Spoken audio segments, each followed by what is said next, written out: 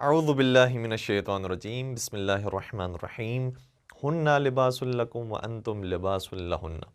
ناظرین کرام، آج ہم ایک اہم فقہی موضوع پر اور جو معاشرتی موضوع بھی بنتا جا رہا ہے اس پر گفتگو کرنے کی کوشش کریں گے کہ کیا اہل تشیع کی اہل سنت سے شادی ہو سکتی ہے، جائز ہے یا جائز نہیں ہے۔ دیکھیں، ہم خود اہل تشیع کا موقف آپ کی خدمت بیان کر رہے ہیں کہ فقہ جعفریہ کے مطابق اس کا کیا جواب ہے، ورنہ ہو سکتا ہے کہ فقہ حنفی کے مطابق، فقہ مالکی، شافعی یا حنبلی کے مطابق اس کا کوئی اور جواب بھی ہو جو خود اہل سنت برادران کو دیکھنا چاہیے۔ جہاں تک فقہ جعفریہ کا تعلق ہے تو اگر ہم صرف ابھی فقہی نوعیت کی بات کریں تو دیکھیں اس کا جواب بہت سادہ سا ہے کہ جتنے بھی مسلمان فرقے ہیں اور جتنے بھی مسلمان مذاہب اور مکاتب موجود ہیں، سبھی سے شادی کرنا جائز ہے، آپس میں ان کا نکاح کرنا بالکل جائز ہے، سوائے یہ کہ کوئی ایسا کام انہوں نے کیا ہو یا کوئی ایسا نظریہ ان کا موجود ہو کہ جو انہیں دائرہ اسلام سے خارج کر دے۔ مثال کے طور پر وہ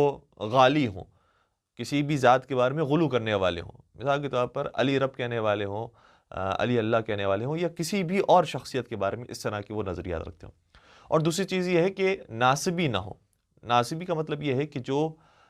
محمد و آل محمد علیہ السلام میں سے کسی بھی ذات کو دشنام بکنے والے، ان کی توہین کرنے والے اور نعوذ باللہ برا بلا کہنے والے، گالیاں دینے والے نہ ہو۔ اگر وہ ایسے ہوئے تو پھر ان سے نکاح نہیں ہو سکتا، کیونکہ دائرہ اسلام سے پھر ایسا شخص خارج ہو جاتا ہے۔ تو باقی جو اہل سنت ہیں ان سے بالکل نکاح ہو سکتا ہے، اس میں فقہی اعتبار سے کوئی حرج نہیں ہے۔ البتہ ظاہر سی بات ہے کہ چونکہ نظریات کے اندر اختلاف ہوگا، بہت سارے معاملات کے اندر پھر اختلاف پیش آئے گا، فقہی معاملات بھی ان کے مختلف ہیں بعض چیزوں کے اندر، اور اسی طریقے سے اعتقادی معاملات بھی کچھ چیزوں کے اندر مختلف ہیں، تو اس لیے ممکن ہے کہ یہ گاڑی بہت سکون کے ساتھ اسموتھلی آگے نہ بڑھ سکے۔ شاید اسٹارٹنگ میں تو کہیں کہ مولانا نہیں، ہمیں کوئی پریشانی نہیں ہے، وہ اپنے دین پر عمل کریں، وہ اپنے رسومات کو ادا کریں، ہم اپنے دین پر عمل کریں گے، یہ ہماری بات طے ہو چکی ہے۔ لیکن یہ اس طرح نہیں ہے کہ جیسے کوئی ایک بزنس ڈیلنگ ہوتی ہے، نہیں، یہ شادی ہے، دو زندگیوں کا آپس میں میل ہے، ایک ہی گھر کے اندر ایک ہی چھت کے نیچے رہنا ہے۔ ظاہر سی بات ہے کہ 24 گھنٹے گزارے جاتے ہیں، کبھی سفر پر ساتھ انسان جاتا ہے تو وہاں پر الگ الگ لوگوں کے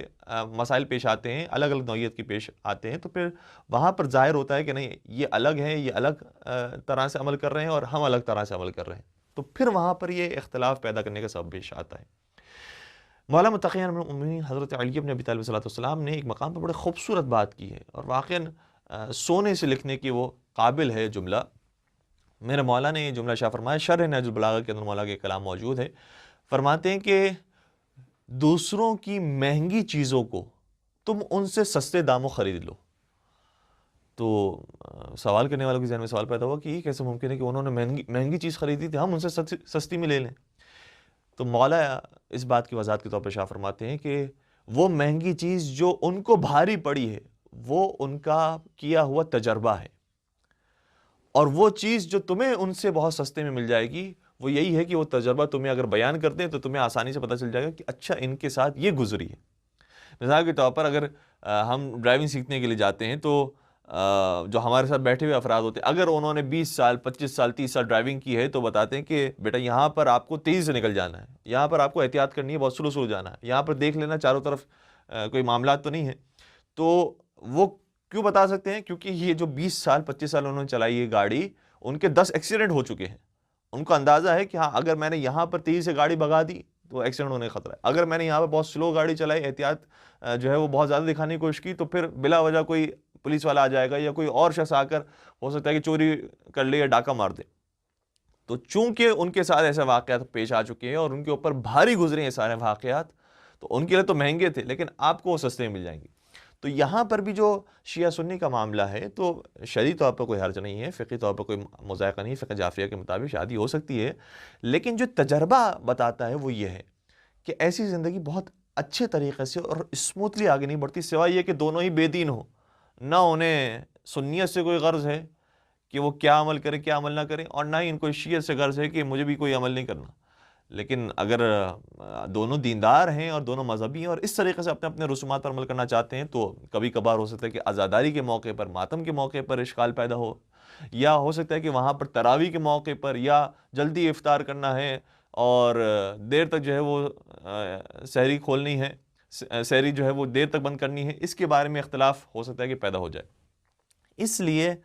مناسب جو تجربے والی بات ہے وہ یہ ہے کہ انسان جتنا ہم فکر افراد سے، جتنا ہم نظریہ افراد سے، جتنا اپنے قریب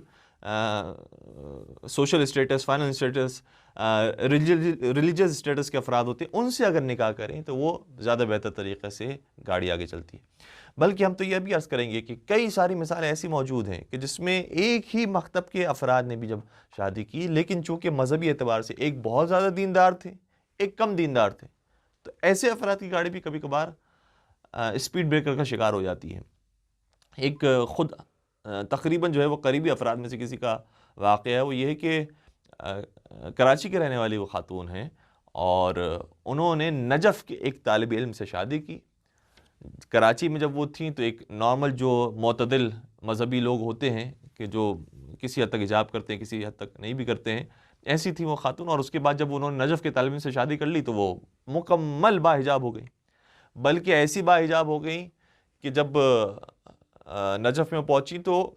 حتیٰ اپنے چہرے کا بھی حجاب کرتی تھی، یعنی پورا سر سے لے کر پیروں تک مکمل حجاب ہوتا، مکمل چادر پہنی ہوتی تھی، اتنا سخت حجاب۔ جبکہ نجف کے اندر گرمیاں آپ کو معلوم ہے کہ کس قدر زیادہ ہوتی ہے، لیکن اسی حجاب کے ساتھ وہ گھر سے باہر نکلتی تھی، اسی حجاب کے ساتھ وہ سارے کام کر کے گھر لوٹتی تھی۔ کسی بات پر اختلاف ہو گیا اور اختلاف بڑھنا شروع ہوا، بڑھتے بڑھتے یہاں تک کہ بات طلاق تک پہنچ گئی۔ جب ان کے ساتھ طلاق ہو گئی تو پھر کچھ دنوں کے بعد ایک اور رشتہ آیا جو دبئی کے ایک لڑکے کا تھا،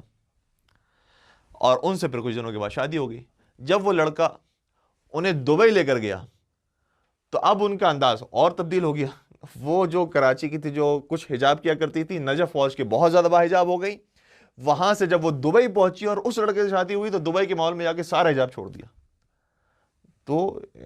خاص طور پہ خواتین کے ساتھ یہ بڑے مسائل پیش آتے ہیں، اسی لیے آیت اللہ سستانی نے بھی حتیٰ اپنی ویب سائٹ کے اندر جواب کے اندر لکھا ہے کہ لڑکیاں عام طور پر لڑکوں کو فالو کر رہی ہوتی ہیں، اور لڑکیاں عام طور پر شوہر کے مطابق عمل کرنے کی کوشش کر رہی ہوتی ہیں۔ تو شوہر اگر مذہبی مل جاتا ہے تو ان کے مطابق مذہبی بن جاتی ہیں، شوہر اگر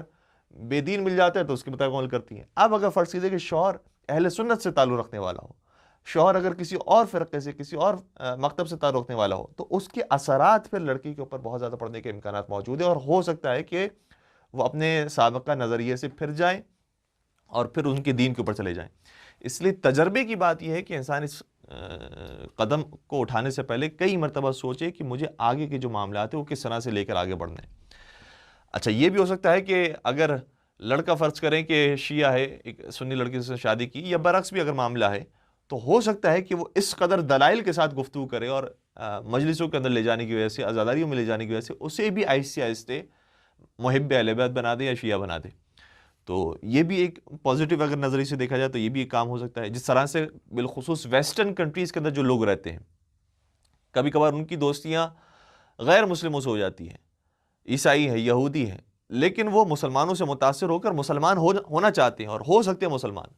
تو ٹھیک ہے، اگر آپ نے اس طرح سے ان سے شادی کی، پہلے وہ عیسائی تھی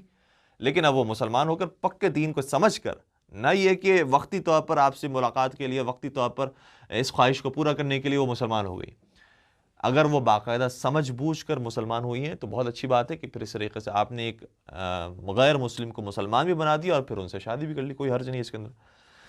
تو اس معاملے کے اندر سوچ سمجھ کے انسان کو قدم اٹھانا چاہیے، اپنے والدین کی ضرور رائے لینی چاہیے، بزرگوں کی رائے لینی چاہیے، اور ان کے مطابق فیصلہ کرنا چاہیے۔